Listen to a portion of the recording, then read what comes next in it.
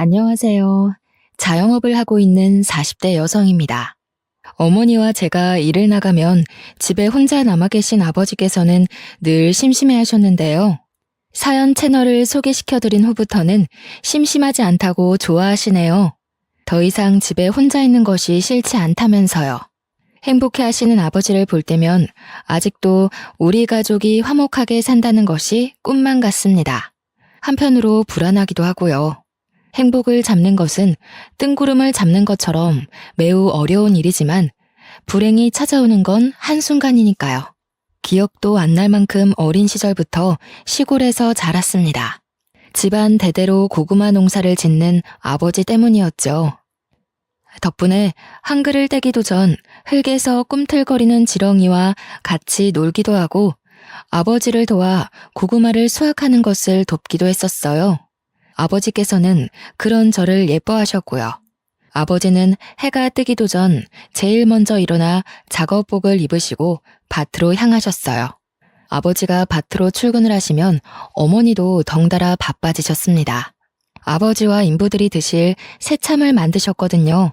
되면 어머니는 1시간 동안 만든 음식을 정성스레 보자기에 싸 아버지에게 전달해 주셨습니다. 그렇게 어머니가 주신 새참을 먹고 나면 아버지께서는 또 해가 저물 때까지 일을 하시고 제일 늦게 집으로 들어오셨고요. 하지만 가끔 아버지가 끝나는 시간과 학교가 끝나는 시간이 맞물리면 같이 집으로 올 때도 있었습니다. 어릴 때는 경운기를 끌고 오는 아버지를 보면 반가웠지만 교복을 입기 시작하면서부터는 그런 아버지가 창피하게 느껴질 뿐이었네요. 멀끔한 정장을 입고 승용차를 몰고 오는 친구들의 아버지와 달리 저희 아버지는 항상 허름한 작업복 차림에 흙으로 범벅이 된 경운기를 끌고 오셨으니까요. 할아버지 때부터 쓴 경운기는 느린 주제에 시끄러운 소리를 내었는데요. 그게 너무 창피하더군요. 주변 사람들이 모두 경운기를 타는 저 아버지를 보는 것 같은 기분도 들었습니다. 그래서 생각했어요. 차라리 고구마 농사가 망해서 아버지도 다른 친구들의 아버지처럼 양복을 입고 출근을 했으면 좋겠다고요. 사춘기 못된 반항이 뿐이었는데 하늘은 글쎄 제 소원을 냉큼 이뤄주시더군요. 여느 때와 같이 문을 열고 집으로 들어가는데 그날따라 집안 공기가 조금 이상했습니다. 아버지는 넋을 놓은 채 바닥에 앉아 계셨고 옆에 계신 어머니는 아예 절을 하듯 몸을 수그려 결혼을 잘못했다면서 가슴을 치고 계셨죠. 주변을 돌아보니 TV며 가구까지 보이는 가구에는 전부 다 빨간 딱지가 붙어 있었습니다. 4인용 의자가 놓인 식탁 앞에 서 있자 어머니가 한 말씀 거두셨고요. 정연아, 우리 이제 길거리에 나앉게 생겼다. 글쎄 잘난 네 아버지가 도박한 친구가 불쌍하다면서 냉큼 보증을 섰지 뭐냐. 그것도 자그마치 3억이나 되는 돈을. 돈 나올 구멍이라고는 그나마 네 할아버지가 물려준 밭에서 나오던 고구마밖에 없었는데 이제 우리는 뭘 먹고 사니? 원래도 마음씨 좋기로 마을에서 유명하던 아버지는 친구가 빚더미에 앉아 이혼 위기에 처하자 무척 안타까워하셨는데요. 빚보증은 절대로 서면 안 된다는 엄마의 말씀을 무시하고 홀랑 친구의 빚보증을 서주신 것이죠. 아버지는 무조건 친구를 믿었고요. 하지만 어머니의 예상처럼 아버지가 빚보증을 서자마자 아버지의 친구는 그대로 야반 도주를 해버린 것이었죠. 그 후 아버지께서는 어떻게든 고구마 밭만은 지키려고 노력을 하셨어요. 하지만 3억이란 큰 돈을 구할 수 없었던 아버지께서는 어쩔 수 없이 할아버지 때부터 지켜온 고구마 농장이 다른 사람 손에 넘어가는 것을 보고만 있어야 했네요. 고구마 밭을 날린 후 시리에 빠진 아버지께서는 밥도 안 먹고 매일 술로만 연명하면서 사셨어요. 학교가 끝난 후 집에 가보면 거실에는 언제나 초록색 소주병이 굴러다녔습니다. 그 옆으로는 얼굴이 벌개진 아버지께서 술에 취해 주무시고 계셨죠. 어머니는 술독에 빠진 아버지를 대신해 다른 농장의 인부로 일하며 생활비를 버셨어요. 하지만 그마저도 오래 가지는 못했고요. 아버지의 반대가 심했거든요. 신랑은 하나밖에 없던 땅 날려서 맨날 잠도 제대로 못 자고 있는데 아내라는 인간은 다른 집 농사를 도와주면서 돈을 벌어? 당신 지금 나 무시하는 거야? 돈도 못 벌고 친구한테 땅이나 날린 등신 같은 놈이라서 무시하는 거냐고. 그게 아니면 당신이 어떻게 연말 김씨 농장에 가서 일을 할 수가 있어? 왜? 김씨 농장 고추가 풍년이라 삭값도 많이 받았다던데. 밭도 날리고 돈도 못 버는 신랑 버리고 김씨네로 재혼이라도 하려고? 왜? 많고 많은 일 중에서 김씨 농장 고추나 따나 했더니 속셈이 따로 있었던 거야. 늙은 영감탱이랑 재혼할 바에는 젊고 돈도 많은 김씨한테 가기로 마음먹은 거지. 왜? 내가 당신 마음을 꿰뚫어서 할 말이 없나 보지? 정 김씨랑 합치고 싶으면 내 밭이나 찾아놓고 가. 나는 뭐 좋아서 땡볕에서 하루 왼종일 고추나 따는 줄 알아? 다른 남자 밑에서 일하는 게 싫으면 당신이 나가서 돈이라도 벌어오던가. 친구한테는 3억도 빌려줄 만큼 마음 넓으신 분이 돈도 못 버는 남편 덕분에 피부가 까매지도록 일한 아내한테는 왜 이렇게 야박하나 몰라? 바다 같은 마음은 다 친구한테 퍼나르고 남은 건 빚밖에 없는 양반이 뭘 믿고 이렇게 떳떳한지. 나였으면 창피해서라도 열심히 일할 텐데 당신 같은 남자랑 사는 내 인생이 불쌍해. 뭐야? 이 여편 내가 누구 덕분에 이날 이때까지 편하게 산 줄도 모르고. 편하게 살아? 누가? 내가? 잠도 못 자고 손가락이 구부러지도록 새벽부터 일어나서 음식 싸는 게 호강하고 산 거냐? 어머니와 아버지는 하루가 다르게 싸움을 하셨습니다. 몸싸움을 하지는 않았지만 어머니와 아버지의 사이는 급격하게 나빠졌어요. 몇 날 며칠을 싸우던 아버지가 먼저 어머니에게 제안을 하셨고요. 서울에 가자고 말이에요. 어머니 또한 아버지와 싸울 바에는 같이 서울로 올라가서 사는 게 낫다고 판단하셨죠. 시골집을 판 돈이면 제법 괜찮은 집에 살 수 있을 거라고 생각을 했습니다. 하지만 서울의 집값은 생각처럼 호락호락하지가 않더군요. 제일 싼 모텔방에 지내며 괜찮은 집이 있나 찾아보았지만 저희가 가진 예산으로는 역부족이었어요. 결국 반지하 방으로 들어갔고요. 서울로 올라온 후 아버지는 삼시세끼 마시던 술도 끊고 열심히 살려고 했습니다. 일자리도 열심히 구하셨죠.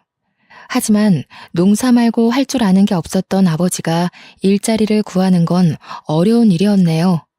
할 줄 아는 것이 없던 아버지는 일용직 노동자로 일을 하러 가셨는데요. 그날 일이 있은 후 아버지가 일자리를 구하는 일은 없었습니다. 아버지는 공사 현상에서 불구가 되셨거든요. 공사 현상에서 떨어진 콘크리트를 허리에 정통으로 맞으신 아버지는 손 쓸 틈도 없이 불구 판정을 받으셨어요. 회사에서는 과실을 인정하며 치료비와 보상금을 주었지만 저희 가족은 한숨만 쉴 뿐이었네요. 회사에서 지급한 금액이 아버지의 인생을 책임질 만큼 큰 금액은 아닌 거잖아요. 아버지가 경제활동을 할 수 없게 된 후 어머니와 집안의 생계 유지는 어머니와 저의 몫이 되었어요. 하지만 어머니는 불구가 된 아버지를 돌봐드려야 했기에 어쩔 수 없이 저는 집안의 가장이 되어야 했습니다. 대학교를 가고 싶었지만 다른 선택지가 없었어요. 그래서 고등학교를 졸업한 후 작은 중소기업의 경리로 일하며 집안의 생활비를 책임졌죠. 하지만 고작 경리로 일해 번 월급은 세 식구의 생활비를 하기에는 턱없이 부족했습니다. 그 후 어쩔 수 없이 기초생활수급자를 신청하게 되었고요. 아버지와 함께 시청에 갔을 때는 부끄러움이 온몸으로 느껴지더군요. 마치 경운기를 타고 집으로 돌아가던 고등학교 생활이 생각날 정도로요. 시청 안의 모든 공무원이 저희 부녀를 쳐다보는 것 같은 착각이 들었는데요. 담당 공무원은 가난은 부끄러운 것이 아니니 너무 고개 숙이지 않아도 된다고 말을 해주었습니다. 그러면서 알면서도 자존심 때문에 지원받아야 하는 것을 놓치는 게 오히려 더 바보 같은 것이라고 설명해 주었어요. 그 말을 듣자 참 안심이 되었죠. 그 후에도 몇 번 더 시청을 찾아갔는데요. 그럴 때마다 담당 공무원은 친절하게 응대해주며 말동무가 되어주었네요. 그렇게 시청에서 공무원과 만났던 우연은 길게 이어져 담당 공무원과 저는 부부의 인연을 맺게 되었습니다. 처음 만날 때만 해도 기초수급자라는 것이 걸려 밀어내려고 했지만 남편은 그런 것까지 보듬어 줄 아는 따뜻한 사람이었어요. 끝없이 이해해주고 배려해주는 남편 덕분에 무사히 상견례까지 올 수 있게 된 것이었죠. 하지만 시어머니는 남편과는 영 딴판인 분이셨죠. 시골에서 복숭아 농사를 짓고 있다던 시어머니는 휠체어를 탄 아버지를 보자 눈살부터 찌푸리셨고요. 나도 우리 애를 부잣집 도련님처럼 키운 건 아니라 별 기대는 안 했지만 그래도 불구인 장인어른은 좀 심하지 않나요? 몸이 그래서 일 나가기는커녕 똥오줌도 제대로 못 가릴 것 같구만. 너는 하필 데려와도 저런 덜 떨어진 걸 데리고 와서는 시청에서 같이 일하는 공무원들만 추려도 이보다는 낫겠다. 제가 묻는 말이 기분 나쁠 수도 있지만 그래도 이해해 주셨으면 좋겠습니다. 결혼은 일생에 한 번뿐인 중요한 행사인데 남의 집 마당 뼈다귀 주워 먹던 사람과 결혼시키는 건 아무리 그래도 조금 그렇잖아요. 딸 가진 입장에서 제 마음 이해하시죠? 다리가 저러니 일은 못할 테고 생활비며 돈은 어디서 구해오시나요? 기초수급자는 아닐 거 아니에요. 기초수급자라는 말을 듣자 숨이 콱 막혀왔어요. 어머니와 아버지도 같은 마음이셨는지 시어머니의 물음에 제대로 대답하지 못하셨고요. 그러자 젓가락으로 삼계탕의 날개 부분을 휘젓던 시어머니께서는 저희 가족이 있는 방향으로 젓가락을 던지시더군요.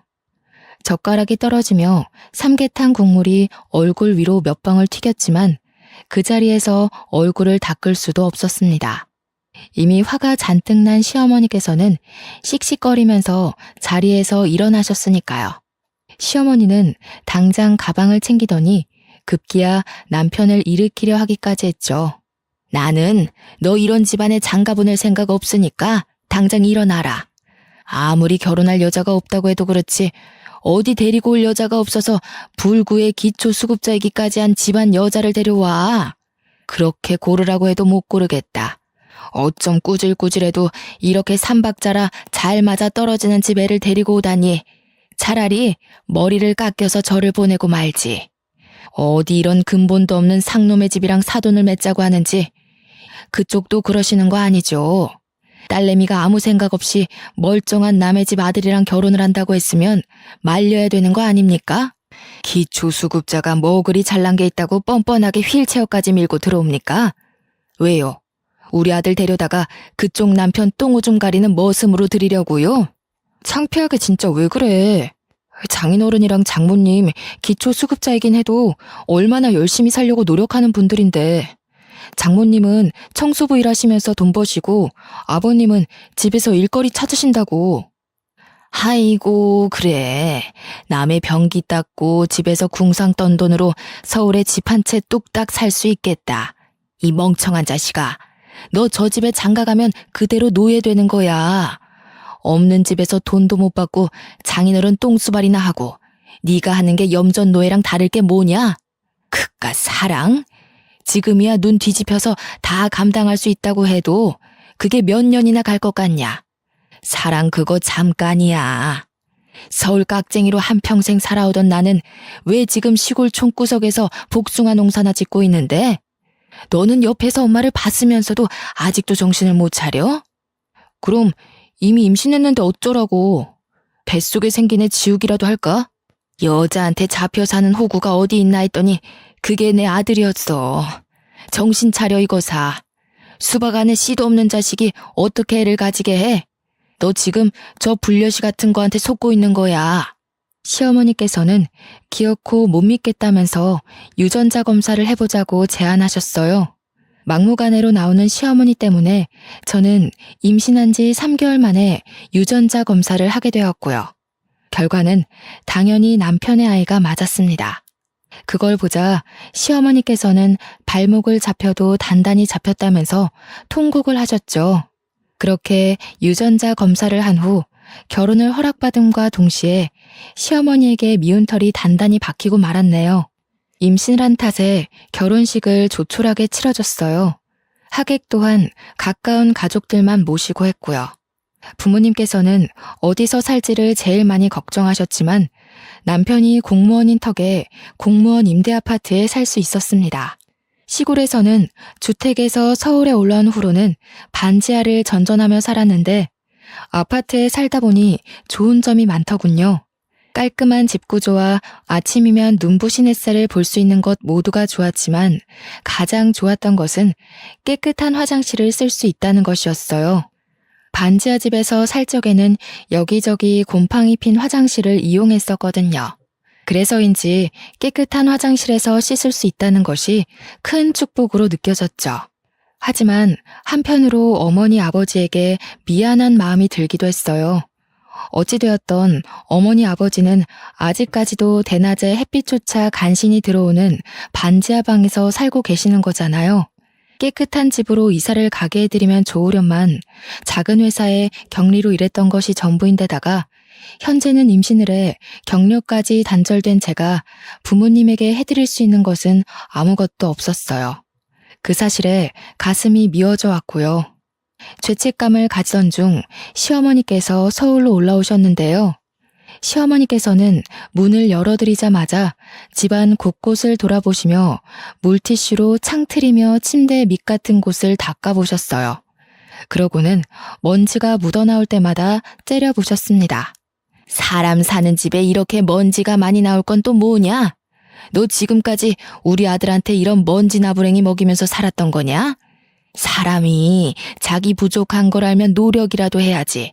너는 어떻게 돼 내가 시집 올 때 빈몸으로 낼름 우리 아들한테 시집 와놓고서는 노력할 생각을 안 하냐? 이래서 집안 환경이 중요한 건데 자기가 돈 벌 생각도 안 하고 남의 피땀 흘려 세금이나 축내는 부모 밑에서 컸으니 어디 남의 등골 빼먹는 거 말고 또 뭘 배웠겠냐? 제가 요즘 입덧이 심해서 누워만 있었더니 죄송해요. 몸 나아지면 바로 집 깨끗해지도록 노력할게요. 어디 내 배에 있는 애만 금태라도 두르고 나왔던? 뭐가 그리 까다로워? 어디 내 엉덩이에 꿀이라도 발라놓은 거냐? 그러지 않고서는 어떻게 사람이 돼가지고 침대에만 꿈쩍을 않고 누워있을 수가 있어? 몸이 힘들다고 한들 밖에서 일하는 우리 아들보다 힘들까? 안 되겠다. 너 당분간 내 밑에 내려와서 일손 좀 거들면서 시골에서 지내라. 부모한테 나쁜 것만 배운 버릇을 단단히 고쳐놔야지. 막달이라 안 된다고 했지만 시어머니께서는 그렇게라도 결혼하게 해준 은혜를 갚으라고 하셨습니다. 계속 거부를 하자 시어머니께서는 남편에게 전화를 하셨고요.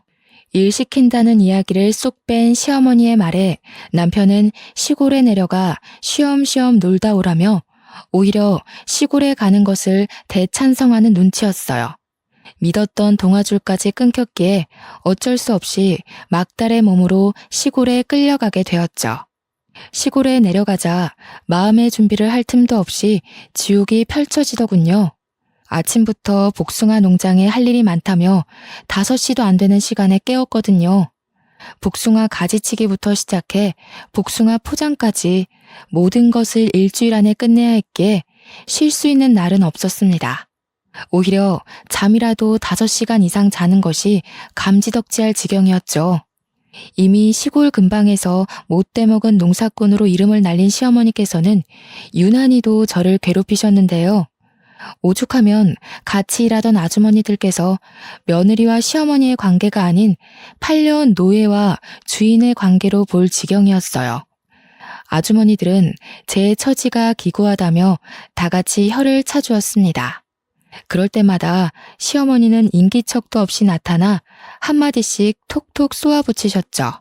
기초수급자 집안 주제에 언감생심 맨 몸뚱이로 시집왔으면 밥값은 해야지. 여주댁이나 김포댁이 애 하는 꼴을 못 봐서 불쌍하다는 소리를 하는 거야.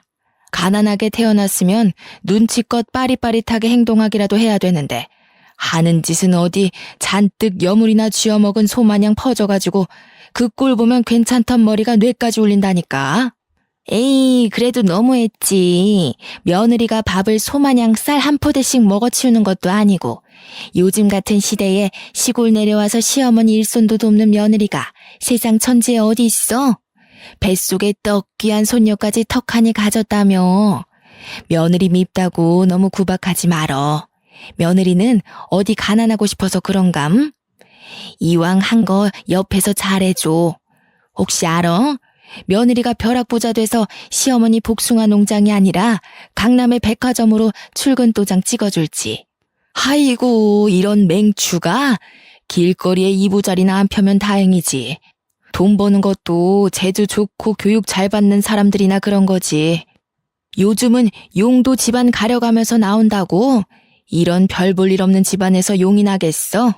지렁이 마냥 하는 것도 없이 꾸물대기라도 안 하면 몰라. 시어머니의 억지는 일하던 아주머니들의 혀를 내두를 정도로 막무가내였습니다. 하지만 시어머니만큼은 여전히 자기가 무슨 잘못을 했는지 모르는 눈치였어요. 출산일이 한 달도 남지 않은 시점에서 무리하게 일을 하니 배가 뭉치는 걸로도 모자라 항상 아파왔죠. 그렇지만 시어머니께 말할 엄두는 나지 않았네요. 시어머니께서는 분명 꾀병이라며 일을 더 시킬 것이 분명했으니까요.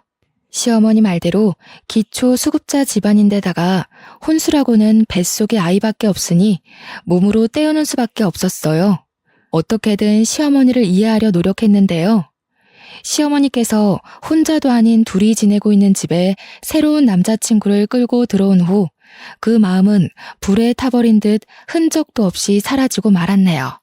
시어머니의 남자친구를 봤을 때의 충격은 말로 표현하지 못할 정도였어요. 아버지의 돈을 떼먹고 도망가버린 아버지의 친구였거든요. 아저씨를 본 순간 갈비 양념을 묻히던 손으로 다짜고짜 멱살부터 잡았습니다. 왜 우리 아버지의 돈을 뜯어먹고 도망갔냐면서요. 그러자 당황한 아저씨는 시어머니만 쳐다볼 뿐이었어요. 뒤에 있던 시어머니는 당장 떨어지라며 머리채를 잡았죠. 어디 건방지게 시아버지 될 사람의 멱살을 함부로 잡냐면서요. 자초지종을 이야기하자 시어머니께서는 오히려 아저씨의 편을 드셨어요. 저희 가족이 남의 세금이나 파먹는 기초수급자가 된 건 다 저 아저씨 때문이라고요. 그런데도 어떻게 제 편을 들어주기는커녕 아저씨 편을 들 수가 있으세요? 아저씨만 아니었으면 저희 가족 서울로 올라올 일도 없었고 저희 아버지 허리 다쳐서 불구되실 일도 없었어요. 그게 왜 이 사람 탓이냐? 따지고 보면 네 부모가 멍청하게 털컥 보증부터 선 잘못이지. 사기도 멍청한 놈들이나 당하는 거야. 지혜비가 배운 것 없이 멍청한 짓 한 걸 엉뚱한 사람한테 씌우고 있구나. 시어머니께서는 저희 부모님이 멍청해서 당한 거라며 오히려 아저씨 편을 드시더군요. 아저씨 또한 시어머니의 태도에 힘을 얻어서인지 궁금하지도 않은 변명을 터진 입으로 줄줄이 말했고요. 사람이 너무 어이가 없으면 실수부터 터진다고 했던가요? 시어머니 아저씨의 뻔뻔한 태도를 보자 헛웃음이 터져 나왔습니다. 그 모습을 지켜보던 시어머니께서는 드디어 실성을 했다면서 혀를 차셨고요. 시어머니와 아저씨를 노려보고 있는데 갑자기 살살 아랫배가 아파왔어요. 꾀병을 부린다는 시어머니의 말을 들으니 때에 맞춰 양수가 터졌죠. 어쩔 수 없이 집안을 망하게 한 원수를 눈앞에 둔 채 병원에 실려가게 되었네요. 자궁문이 열리지 않은 탓에 제왕절개로 아이를 낳을 수밖에 없었습니다. 남편은 딸을 낳았다는 말에 서울에서부터 한 걸음에 달려왔죠. 남편은 눈도 제대로 뜨지 못한 딸을 안으며 너무 예쁘다며 시어머니에게 넘겨주려 했지만 시어머니는 정색하며 아들을 밀어냈어요. 고추도 안 달고 나온 거 뭐가 예쁘다고 안아보냐? 애는 자연분만 해야 머리도 똑똑하고 잘 산다고 하던데 하필 처대를 제왕절개로 낳을 건 뭔지. 에휴, 보나마나 지엠이 닮아서 멍청하기만 하겠지. 예, 너는 살림 미천 낳아놨으니 몸조리 다 하면 아들이나 하나 더 낳아라. 쓰레기장에서 주워왔어도 저도 암탉이라고 애는 낳을 수 있으니 아들도 금방 낳겠지. 너도 바보처럼 자꾸 애한테 정주지 말고. 손자놈 태어나면 질투할 게 뻔한데 벌써부터 오냐오냐 하면서 버릇 나쁘게 길들이지 말어라. 시어머니는 딸아이가 꼴도 보기 싫다는 듯 굴었지만 남편은 그저 자기 자식이 태어났다는 것만으로도 좋다며 해벌쭉 웃음을 지었어요. 그 모습을 본 시어머니는 한숨을 푹푹 내쉬었고요. 그러고는 남편에게 몇 푼 되지도 않는 공무원 생활을 때려치고 시골로 내려와 같이 복숭아 농사나 짓자 하더군요. 반대했지만 민원인으로 스트레스를 받던 남편은 시어머니의 제안을 수락했습니다. 청천벽력 같은 소식이었어요. 아이만 낳으면 서울로 돌아갈 수 있다는 생각 하나로 이악 물고 버텼는데 이 지옥 같은 곳에서 계속 살아야 되는 거잖아요. 딸아이와 함께 서울로 올라온 후 남편을 설득하기 위해 노력했죠. 하지만 남편은 집에서 신랑이 벌어다 주는 돈으로 편하게 사는 사람은 자기 마음을 이해하지 못한다면서 오히려 타박을 하였네요. 그러면서 자기는 기초생활수급자인 부모님을 둔 것도 이해해 주었으니 이 정도는 그냥 덮고 넘어가자고 했고요. 시골에서 내려온 후로는 시어머니 댁에서 살게 되었습니다. 남편은 공무원 옷을 벗고 난 후 밀린 잠을 다 자는 듯 12시가 넘어서야 간신히 일어나 점심을 먹었어요. 남편의 수면 시간은 서울에 살 때보다 늘어났지만 저는 그 반대였네요. 아이에게 모유를 먹이고 아침 준비를 하고 농사일을 거두려면 6시에 일어나는 것도 벅찼거든요. 한숨도 자지 못하는 것도 꼭두 새벽부터 일을 하는 것도 모두 다 힘들었지만 정말 힘든 것은 따로 있었어요. 아버지를 기초수급자로도 모자라 불구로 만들어버린 아저씨와 같이 사는 일 말이에요. 시어머니께서는 아예 아저씨와 결혼이라도 할 것처럼 굴며 얼마 전부터는 살림까지 합치셨죠. 처음에는 미안한 기색을 보이며 설거지라도 하려던 아저씨는 어느 순간부터 시아버지 노릇을 하며 여기저기 부려먹었습니다. 이제라도 돈을 갚으라고 말을 해도 배째라는 식으로 굴며 자신도 알거지라고 말을 하더군요. 그러면서 오히려 자기한테 감사의 인사를 하라는 말까지 했어요. 자기 때문에 기초수급자가 돼 나라 돈을 받으면서 편하게 사는 거라면서 말이에요. 기가 막히고 코가 막혔습니다. 아저씨의 등장은 가뜩이나 가시밭길인 앞길의 장애물 같은 존재였죠. 오히려 복숭아 농장에서 일을 하는 것이 휴식처럼 느껴질 정도였고요. 아이가 돌이 지나고 5살이 될 때까지 시골에서의 삶은 고단함의 연속이었어요. 그러던 중 서울에 계신 어머니께서 제가 있는 시골로 내려와 살고 싶다는 이야기를 하셨습니다. 서울 반지하에서 햇빛도 못 보면서 살 바에는 차라리 시골로 내려가 햇빛이라도 보면서 살고 싶다는 것이 어머니의 의견이었어요. 저 또한 어머니의 의견에 동의를 했고요. 그래서 시댁이 뒤집히는 일이 있더라도 꼭 부모님을 시골로 모셔오리라고 생각을 했어요. 시댁으로 가 부모님을 모시고 오겠다고 하자 남편과 시어머니는 펄쩍펄쩍 뛰면서 반대를 했네요. 아니, 너는 생각이 있는 거냐 없는 거냐? 지금도 일손이 없어서 죽겠는데 몸뚱이도 성치 않은 내 부모 내려와 봐라. 우리 농장 일은 누가 하나? 가뜩이나 애도 어린데 꼭 장모님이랑 장인어른까지 모셔와야겠어. 두 분이 여기 오시겠다는 이유가 뭔데? 당신들 서울에서 적적하게 살기 싫으니까 내려오겠다는 거잖아. 당신은 꼭 괜히 일을 버려서 사람을 귀찮게 만들어야겠어? 저요. 그동안 걸핏하면 기초수급자라고 걸고 넘어지는 소리 듣고 싶지 않아서 이악 물고 새끼 꼬박꼬박 차려드리면서 농사일까지 했어요. 이 정도 노력했으면 그동안 부족한 며느리로서 할 만큼 한 거 아닌가요? 그래서 앞으로는 착한 며느리 안 하고 착한 딸 하려고요. 기초수급자 집이라고 눈치 보면서 부모님한테 제대로 못 해드렸는데 저희 부모님이 얼만큼 더 살 줄 알고요. 제덕씨야, 한 집에서 어머님이랑 같이 사니까 어머니가 내일 돌아가시던 지금 당장 돌아가시던 여한이 없겠지만 저는 아니거든요. 저희 제 효도도 못 받고 내일 당장 돌아가시면 그건 어떻게 보상해 주실 건데요?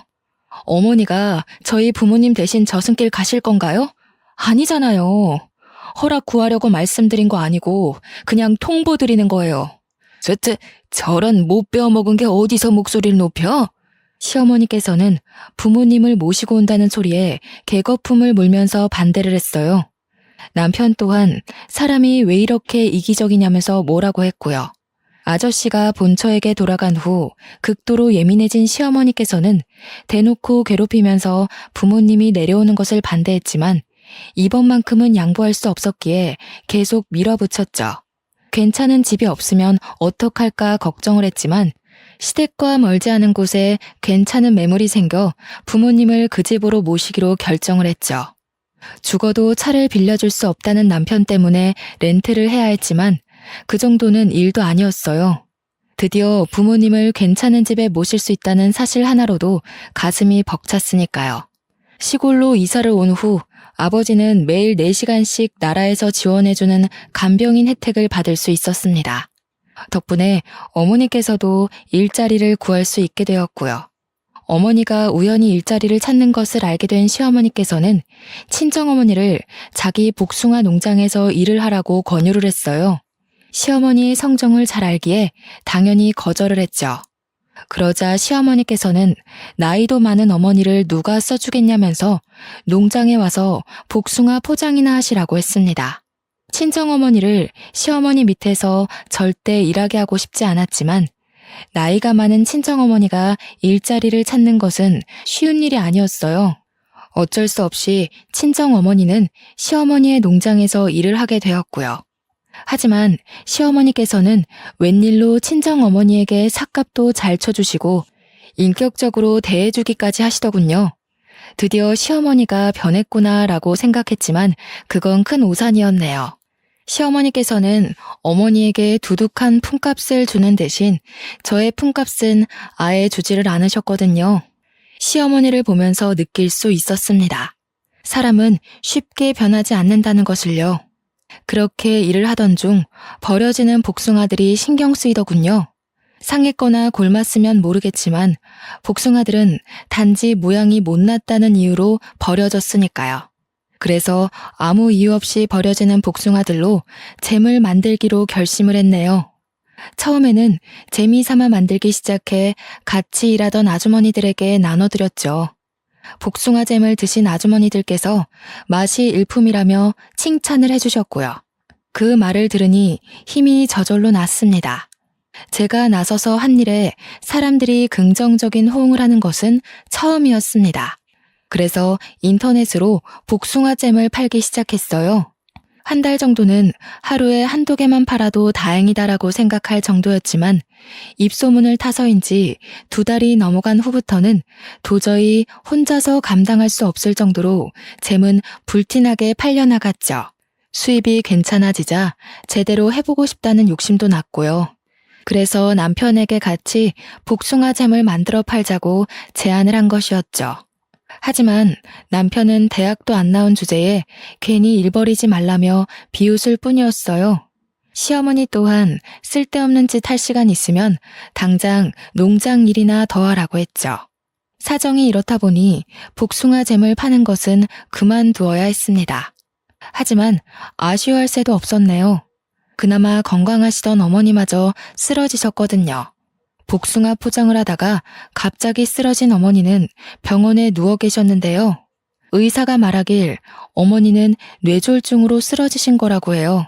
깜짝 놀라 하니 의사는 아직 초기이니 병원에 잘 다니고 약만 꾸준히 잘 챙겨 먹으면 괜찮아질 거라 했어요. 괜찮다는 한마디에 금세 눈물이 핑 돌더군요. 깨어난 어머니께서는 별거 아닌 일로 호들갑 떨지 말고 시어머니에게나 잘하라고 말을 했죠. 하지만 몸도 성취하는 어머니가 병원에 혼자 다닌다는 것은 말이 되지 않았어요. 그래서 같이 병원에 다니자고 약속을 받아낸 후 어머니를 집에 모셔다 드렸고요. 12시 넘어 들어가자 현관문 앞에서는 도끼 눈을 한 시어머니와 남편이 서 있었습니다. 시어머니께서는 바람이라도 난 거냐면서 추궁을 하셨어요. 남편은 여자가 일찍 집에 들어와 집안일을 해야지 어디를 싸돌아다니냐고 화를 냈고요. 시어머니와 남편 모두 오해를 하는 것 같아 병원에서 있었던 일을 말했어요. 그런데 걱정할 거라는 예상과는 다르게 시어머니께서는 등짝까지 때리며 뒷목을 잡으셨죠. 아니 그럼 네 엄마가 뇌졸중이라는 말이냐? 세상에 재수가 없어도 유분수지. 제일 바쁜 날에 이게 무슨 일이람? 그래서 너는 멍청하게 계속 병원에 앉아 있었고, 못 사는 집에서 시집을 왔으면 보잘것없는 지엠이 버릴 줄도 알아야지. 멍청하기가 아주 이루 말할 수가 없구나. 너 없으면 농장 일이며 집안일이며 할 사람 없는 거 뻔히 알면서 그걸 알고도 편하게 누워있는 애미 옆에 있다가 와? 그럴 거면 시집을 오지 말고 아파서 갤갤거리는 네 부모 시다 노릇이나 하면서 살았어야지. 너 때문에 여기 피해자가 몇 명이냐? 진짜 너무하세요. 다른 것도 아니고 저희 엄마 아파서 병원 다녀온 건데 그게 그렇게 고가우세요? 아니면 돈도 안 주고 편하게 부려먹던 노예가 도망가서 화가 나신 거예요? 돈도 벌 만큼 버시면서 그렇게 야박하게 나오는 거 아니에요. 어떻게 다른 사람도 아니고 친정 엄마가 아픈데 버리고 오라고 말을 할 수가 있으세요? 그럼 만약에 어머니 아프면 저 사람한테도 어머니 버리고 오라고 말하면 되는 건가요? 돈 쓰는 게 그렇게 아까우시면 괜한 사람 잡지 마시고 집에서 놀고 먹는 거밖에 할 줄 모르는 아들한테 일을 시키세요. 시어머니는 기가 차다는 듯이 헛웃음을 지을 뿐이었어요. 옆에 있던 남편은 냅다 뺨을 갈겼고요. 얼굴이 돌아가고 이내 화끈거리는 통증이 왼뺨에 퍼지기 시작했는데요. 그 순간 아무 생각도 나지 않고 황당할 뿐이었어요. 기초 수급자인 게 뺨을 맞을 정도로 큰 죄인가 생각이 들었고요. 당신 이렇게 되바라지고 지멋대로인 여자인 줄 알았으면 애초에 결혼도 안 했어. 없이 살아서 조금만 구슬려서 옆에 끼고 있으면 편하게 살 줄 알았는데 어디 할 말이 없어서 하늘 같은 남편한테 돈을 벌어오라고 해? 잘못했다고 싹싹 빌어도 모자랄 판에. 장모님이 그렇게 모시고 싶으면 지금 당장 나가. 나도 당신 아니면 예쁘고 좋은 여자 만나서 새 출발할 수 있으니까. 세상에 예쁘고 착한 여자가 미쳤다고 당신 같은 백수에다가 배 나온 아저씨랑 사냐? 하늘도 하늘 나름이어야 대접을 해주지. 하늘에서 맨날 똥덩어리만 떨어지는데 어떻게 귀하게 대접해주냐? 그리고 요즘에는 땅값이 금값인 거 몰라? 하늘 그거 높아봐야 돈도 안 돼. 나도 이렇게 된 거 당신 같은 사람이랑 못 사니까 깔끔하게 갈라서. 신땀한 헌신이 제 발로 나가준다는데 우리야 아주 고맙지. 당장 내일 중매쟁이한테 전화나 넣어봐야겠다. 우리 아들 곧 혼자 된다고. 혹시나 해서 말하는데 나갈 거면 저 짐덩어리도 같이 데리고 가라. 우리 아들 새장가 갈 때 방해될 수도 있으니까. 시어머니는 딸아이를 가리켰습니다. 오히려 감사했죠. 자기 아들 핏줄이라며 절대 안 내줄 줄 알았는데 딸아이를 그냥 넘겨주다녀. 다음날 친정 부모님 댁에서 눈을 뜨자 홀가분함이 제일 먼저 느껴졌습니다. 더 이상 꼭두 새벽에 일어나 남이 먹을 밥을 하지 않아도 되는 거잖아요. 이혼을 하면 이제 남아도는 것은 시간이었기에 다시 복숭아잼을 만들어 팔기로 마음을 먹었는데요. 메일을 확인하니 어떤 사람에게 연락이 왔더군요. 자신의 농장에서 나는 복숭아로 잼을 만들면 안 되냐면서요. 좋은 기회였기에 당연히 승낙을 했죠. 그런데 알고 보니 그 농사꾼의 정체는 시어머니가 그렇게 싫어하던 앞마을 복숭아 아줌마였습니다. 복숭아 아줌마는 저를 보자 시어머니가 있는데 괜찮냐고 되물었지만 이혼할 사이니 괜찮다고 대답을 한 후 아줌마의 제안을 흔쾌히 받아들였죠. 남편과는 협의 이혼을 하기로 결정을 했습니다. 딸아이가 있었기에 3개월이란 이혼 숙려 기간이 있었는데요. 마음 같아서는 숙려 기간이고 뭐고 당장 갈라서고 싶은 마음이 굴뚝 같았죠. 하루라도 빨리 징글맞은 시댁과 남이 되고 싶었으니까요. 남편은 그 후 마을에서 제멋대로 여자를 만나며 돌아다녔어요. 꼭 보여주기라도 하듯이 여자를 데리고 올 때면 친정 부모님 집 앞으로 지나갔고요. 정말 유치하기 짝이 없었습니다. 홀로 서기를 시작한 후 경제적인 것이 가장 걱정이 되었지만 오히려 시댁에 있을 때보다 지갑이 무거워졌어요. 앞마을 아줌마의 복숭아는 크기도 큰데다가 당도도 높아 잼을 만들었을 때 사람들의 만족도가 높았거든요. 맛있게 만들어진 잼은 급격히 상승하는 수입으로 연관이 되었고요.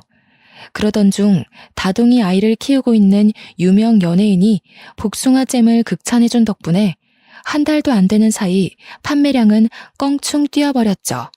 한평생 만져보지 못한 돈이 한순간에 꽂히자 무서웠지만 또 그만큼 뿌듯했네요. 내 힘으로 돈을 번다는 건 이런 느낌이구나 생각이 들었죠. 통장에 돈이 모이자 다시 한번 서울로 이사를 가야겠다고 생각했습니다. 사업을 위해서도 딸아이와 부모님을 위해서도 그게 좋은 것 같았어요. 부모님에게 상황을 말하자 흔쾌히 허락을 해주셨죠. 그렇게 저희 가족은 서울의 신축 빌라로 이사를 오게 되었네요. 서울에 간 후부터는 좋은 일만 일어났어요. 꾸준히 병원을 다닌 어머니의 건강은 금세 괜찮아지셨고 복숭아잼 또한 찾는 사람이 더욱더 늘어났거든요. 덕분에 예전에는 쳐다도 못 보던 외제차를 살 능력까지 되었죠. 그렇게 남편과 남이 될 날이 다가왔어요. 저는 우리 가족을 얕잡아 보던 시어머니와 남편의 코를 도려내기 위해 백화점을 돌며 무리의 쇼핑을 했고요. 한껏 치장한 채 법원에 나가자 시어머니와 남편의 입은 떡 벌어졌어요. 금세라도 벌어진 입에 발끝에 닿을 정도였죠. 드디어 세상이 미쳐 돌아가는구나. 기초수급자 주제에 부끄러운 줄도 모르고 남의 세금으로 저렇게 돈지랄이나 하고 말이야. 저런 것도 인간이라고 그동안 내가 세금을 내다니. 신고를 하던 배 아파 응급실에 하던 알아서 하세요. 어차피 이제는 남남이잖아요. 그리고 이제야 드리는 말씀인데 어머니 돈도 있으시면서 옷 입는 스타일이 너무 촌스러우세요. 오죽하면 처음 보는 사람도 농사하는 사람이냐고 말했겠어요. 어머니가 시골 촌뜨기 출신인 건 알지만 여기는 서울인데 그래도 최소한 격식 있는 복장을 입으셔야죠. 지금 입은 꼴은 당장 밭으로 달려나가 소 곱비나 잡게 생기셨잖아요. 뭐야? 너 나랑 아예 안 보고 살겠다고 막말을 하는구나. 네가 이러고도 가만히 있을 것 같아? 너 같은 년 신고해서 거리에 나앉게 하고 말 거야. 네, 어머니 마음대로 하세요. 알아서 잘 살 테니까. 시어머니는 삿대질을 하면서 머리를 잡아뜯을 기세로 달려들었어요. 남편은 그런 시어머니를 말리며 말을 가려 하라며 호통을 쳤고요. 상대할 가치도 없어 무시하는데 타이밍 좋게 어머니가 외제차를 끌고 등장하셨습니다. 부잣집 사모님같이 꾸민 어머니의 모습을 본 시어머니는 너무 놀라 뒤로 자빠지셨고요. 거지 주제에 무슨 돈이 있어서 저런 비싼 차를 산 거야? 너 이제 하다하다 도둑질까지 하는 거냐? 아범아, 당장 경찰서에 전화부터 넣어라. 남이 낸 세금으로 호강하던 기초수급자들이 이제 도둑질까지 한다고. 저런 것들은 깜빵에 쳐넣어야 되는 거야. 그래, 분수에 맞지도 않는 비싼 옷 입을 때부터 알아봤어야 하는 건데 내가 이럴 줄 알았지. 남의 돈에 손 뻗을 생각까지 하고 돈독이 아주 발끝까지 뻗쳤구나. 거지가 돈 욕심내면 어떻게 되는지 톡톡히 알려줘야지. 우리 딸이 돈 벌어서 산 건데 무슨 문제 있소? 그러게, 사돈도 우리 딸내미가 같이 잼 만들자고 했을 때 동참을 하셨어야죠. 괜한 사람 누명 씌워서 가뜩이나 일 많은 경찰들 피곤하게 하지 말고 그냥 가던 길 마저 가세요. 복숭아잼 이야기를 듣자 시어머니 안색은 한순간에 퍼렇게 질리셨어요. 충격이 어찌나 크셨는지 112가 찍힌 핸드폰까지 바닥에 떨구셨고요. 그러더니 시어머니께서는 이렇게 외치셨습니다. 이 이혼은 무효야. 그동안 내가 너를 얼마나 많이 도와줬는데 뼈 빠지게 고생한 시애미를 모른 척해? 뼈가 삭으셨으면 가서 사골국이나 푹 삶아 드세요. 괜히 헛소리나 찍찍하지 마시고. 이제 치매까지 오신 거 아니에요? 고생은 제가 다 했는데 왜 생색은 어머니가 내세요? 그 닭부리 같은 입으로 쪼던 것도 도와준 거라고 생각하시는 거예요? 마음 같아서는 가사노동한 것까지 물어서 위자료 청구하고 싶지만 그래도 같이 산정을 생각해서 참는 거예요. 고마운 줄이나 아세요. 옷을 탁탁 털고 어머니가 몰고 온 외제차에 올라타자 온몸으로 통쾌함이 느껴졌습니다. 드디어 기초수급자라고 무시하던 시어머니와 남편에게 제대로 복수를 해준 것이잖아요. 그 후 남편은 몇 번이나 전화해 재결합을 하자고 요구를 했어요. 딸아이를 생각해 부부의 인연을 이어가자면서요. 알고 보니 남편은 사업을 한다고 설치며 시어머니 농장의 절반을 홀랑 팔았던 것이었죠. 하지만 끈기도 없고 게으른 남편이 사업을 해 잘 된다는 건 말이 안 되는 일이었죠. 시어머니 또한 남편과 합세하여 은혜도 모른다며 욕설을 퍼부었는데요. 그냥 두 모자를 차단했네요. 현재 저는 개인 사무실과 작은 공장을 가질 정도로 잘 나가고 있답니다. 깨끗한 집으로 퇴근 후 가족들과 즐거운 시간을 보내고 있고요. 혼자서 돈을 벌어보니 알겠더군요. 세상의 돈이 전부는 아니지만 나를 지키고 더 나아가 소중한 사람을 지키기 위해서는 꼭 돈이 필요하다는 걸요. 현재 시댁에 대한 스트레스를 받는 분들이 계시다면 꼭 자기 힘을 돈부터 벌어보셨으면 좋겠습니다. 경제적 독립을 해야 내 목소리를 낼 수 있는 힘이 생기는 법이거든요. 아무튼 저의 긴 사연 들어주신 여러분 감사합니다.